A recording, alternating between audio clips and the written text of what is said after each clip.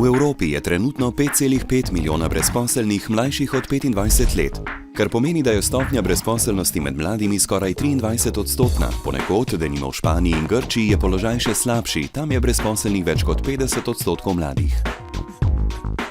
Vendar rešitve obstajajo, ena med njimi je tako imenovano zaposlitveno jamstvo za mlade. Evropska komisija je predstavila program zaposlitvenega jamstva za mlade, s katerim želi zmanjšati število brezposelnih mlajših od 25 let. Hkrati je vsem državam Evropske unije predlagala uvedbo podobnih programov.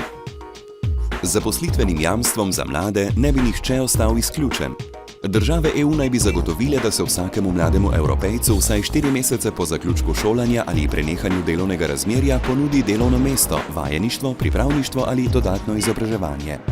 V nekaterih državah, denimo na Finskem in v Avstriji, program jamstva že uspešno izvajajo. Način uvajanja jamstva se po državah razlikuje, saj ni enotnega modela, ki bi ustrezal vsem. A pomembni so rezultati, nihče od mladih ne sme ostati brez podpore ali možnosti, da najde dobro zaposlitev.